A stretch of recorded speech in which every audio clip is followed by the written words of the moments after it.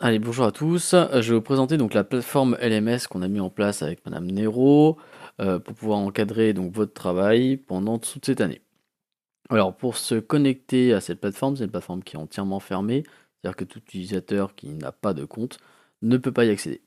Donc, vous, pour accéder à votre compte, ce qu'il vous faut, c'est vos identifiants et votre mot de passe de la salle informatique. D'accord? Donc, ça sera les mêmes donc en salle informatique ou sur ces plateformes, et vous rentrez sur le site lms.zone, donc LMS pour Learning Management System, donc lms.zone. Ensuite, ce que vous faites, c'est que vous lancez, donc là vous pouvez voir le site, mais vous pouvez absolument rien faire dessus. Il faut dans un premier temps vous connecter. Ce site fonctionne sur téléphone, iPad, enfin tout ce qui globalement peut aller sur Internet. Donc vous allez dans Connexion, et puis donc là, vous rentrez, donc je vais prendre un élève au hasard. Alors le hasard, tiens, le hasard fait bien les choses. Je vais prendre un élève et je rentre ses identifiants. Le élève.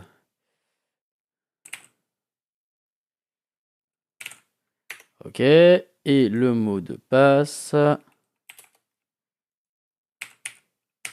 Ok. Et je me connecte. Donc cet élève finement pris au hasard, c'est Luan Dos Santos. Déjà j'ai une bonne nouvelle pour toi Léane, c'est que ton accès marche. Ensuite, comment ça marche? Vous avez ici accès à mes cours, d'accord? Mes fichiers personnels, calendrier, etc. Vous avez quelques outils.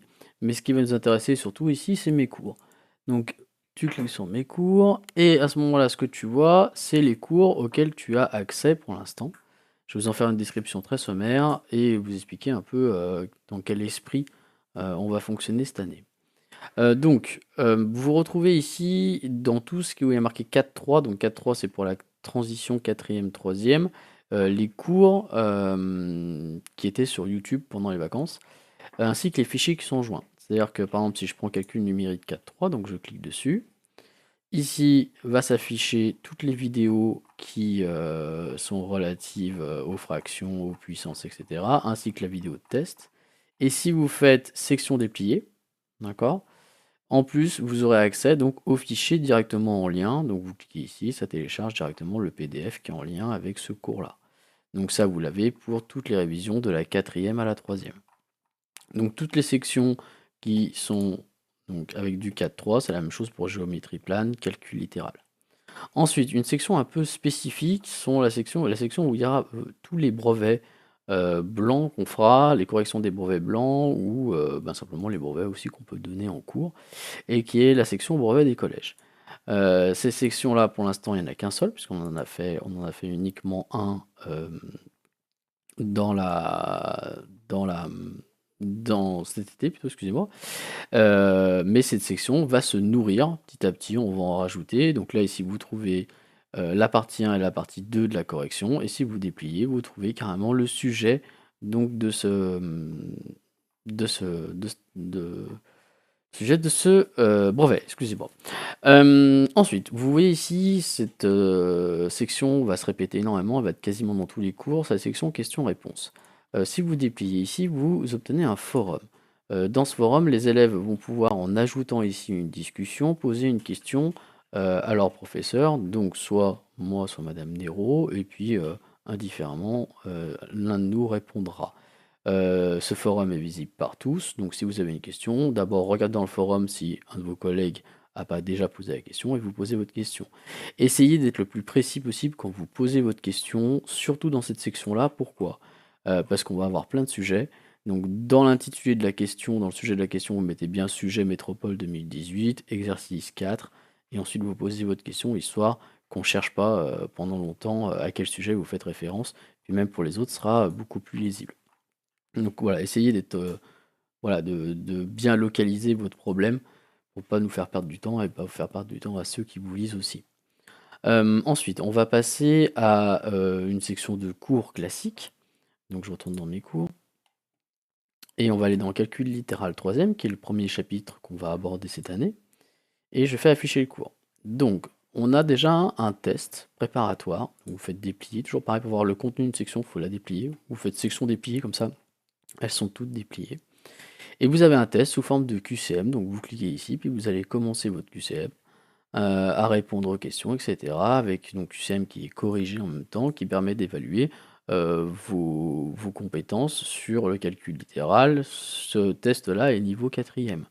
Donc voilà, savoir est-ce que vous avez acquis ou pas, et si vous avez encore si vous avez des faiblesses ou si vous ne l'avez pas fait pendant les vacances, on vous conseille vivement d'aller voir le littéral 4.3 pour que vous soyez prêt pour faire ça. Donc toujours pareil, une section questions-réponses avec un forum. En fait, dans chaque chapitre, il y a un forum qui lui est dédié, histoire de ne pas tout mélanger et de mieux s'y retrouver. Ensuite, vous avez les cours au format PDF que vous pouvez télécharger. Donc vous aurez un cours pour chacun des deux profs. Donc voilà, je vous conseille vivement d'aller voir chacun des deux cours. Ils sont différents, mais peut-être voilà, une approche sera peut-être plus facile pour vous qu'une autre. Ensuite, vous avez les différentes vidéos liées au parcours. Donc ça, c'est dans le cahier de TD qu'on va énormément utiliser cette année, qui sont des parcours en fait suivant certaines compétences avec un degré de difficulté qui est croissant. Et donc vous avez la correction de l'ensemble des exercices des parcours, ce qui est l'équivalent, enfin pas l'équivalent, qui correspond à peu près à la correction de 50 exercices. Donc voilà, je vous conseille vivement de vous y référer en cas de problème, d'incompréhension sur un exercice. Et si jamais la vidéo n'est pas assez claire, évidemment, allez voir votre professeur. Une dernière section qui est la préparation à l'évaluation, qui sont là ce qu'on nous on appelle des tâches complexes, donc des exercices plus compliqués, dans le sens où ils sont moins guidés, où ça va être à l'élève de déterminer de quel outil mathématique il a besoin pour répondre à une problématique donnée. Et donc ce schéma-là va être répété, d'accord, pour tous les chapitres. Dernière chose, pour vous inscrire, j'ai dû donner à la plateforme une adresse email fictive, ne connaissant pas votre adresse email. Il est important que vous ayez une adresse email. Pourquoi? Parce que quand vous faites poser une question, par exemple, ici, et que donc ça m'envoie un mail quand vous posez une question, je réponds directement.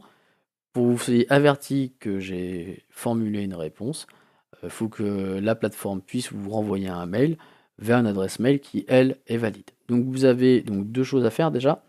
Donc vous allez cliquer ici, vous allez ici dans Profil. Non, c'est pas ça. Dans Préférences, excusez-moi. Dans Préférences, dans Modifier le profil. Et ici, bon, par exemple, tous les gens qui ont des noms composés, d'accord, j'ai dû les rassembler pour la plateforme, en fait, bêtement. Donc si ça vous est insupportable, là, ici, hop, vous pouvez mettre un petit espace.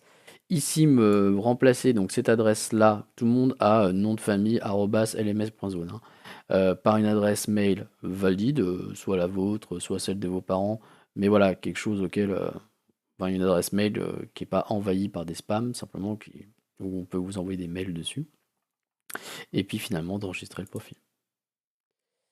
Donc voilà, et là on voit que Dos Santos est écrit de manière correcte. Voilà, bah, j'espère que ça vous plaît. Toujours pareil par rapport aux années précédentes, le but du jeu ici est aussi de surveiller l'activité de nos élèves et par conséquent, l'ensemble des éléments que j'ai cliqués, mon activité a été enregistrée par le serveur et donc est visible par mes professeurs. Donc nous, ça nous permet aussi d'avoir un suivi plus quantifiable de nos élèves.